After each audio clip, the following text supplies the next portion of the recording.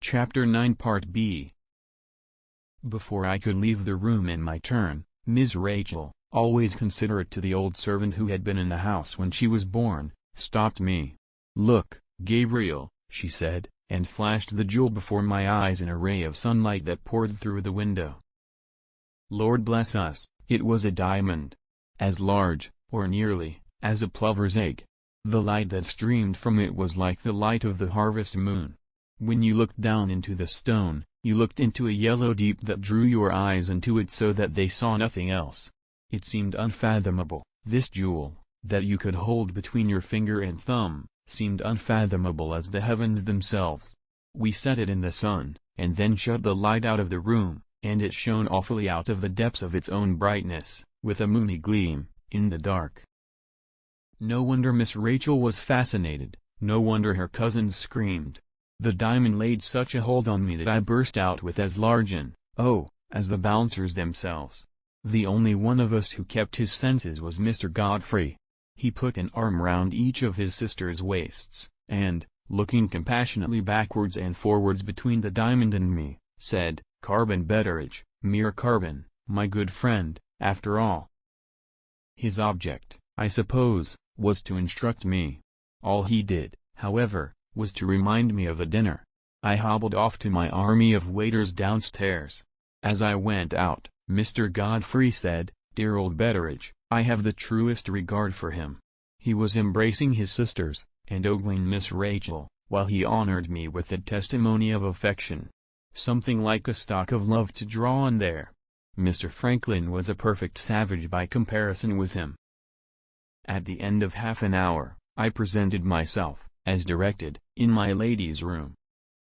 What passed between my mistress and me, on this occasion, was, in the main, a repetition of what had passed between Mr. Franklin and me at the Shivering Sand, with this difference, that I took care to keep my own counsel about the jugglers, seeing that nothing had happened to justify me in alarming my lady on this head.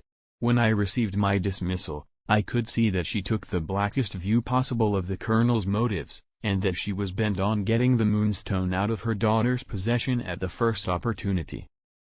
On my way back to my own part of the house, I was encountered by Mr. Franklin. He wanted to know if I had seen anything of his cousin Rachel. I had seen nothing of her. Could I tell him where his cousin Godfrey was?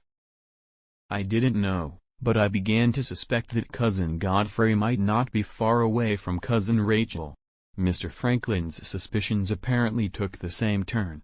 He tugged hard at his beard, and went and shut himself up in the library with a bang of the door that had a world of meaning in it. I was interrupted no more in the business of preparing for the birthday dinner till it was time for me to smarten myself up for receiving the company.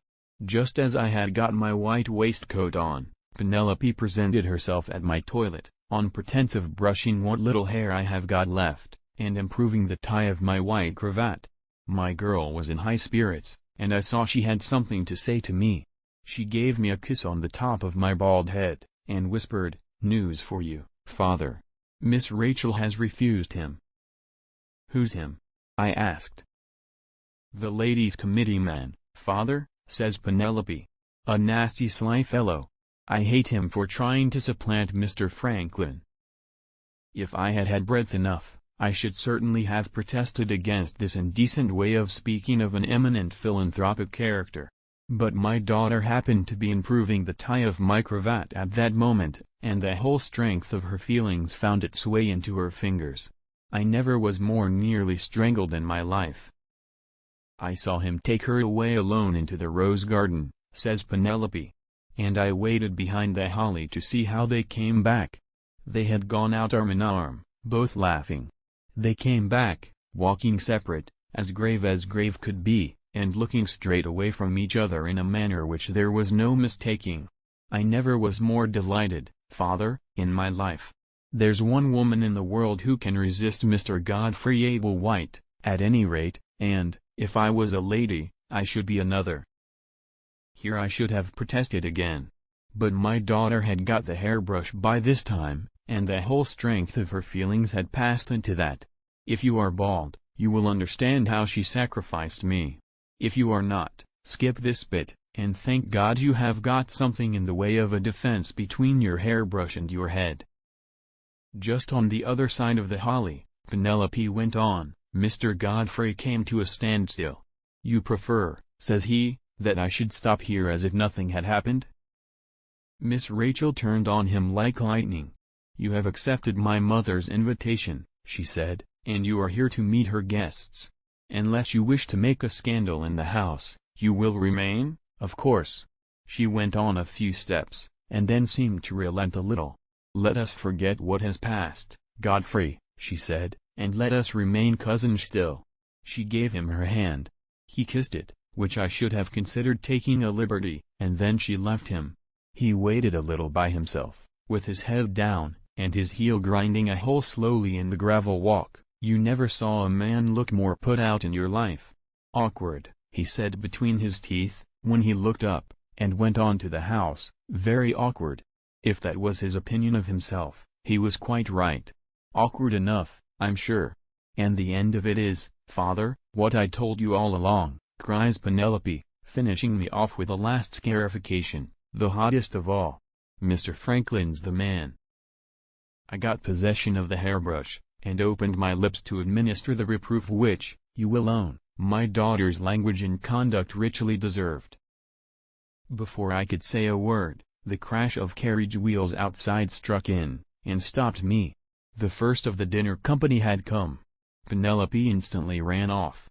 I put on my coat, and looked in the glass. My head was as red as a lobster, but, in other respects, I was as nicely dressed for the ceremonies of the evening as a man need be. I got into the hall just in time to announce the two first of the guests. You needn't feel particularly interested about them. Only the philanthropist's father and mother, Mr. and Mrs. Abel White,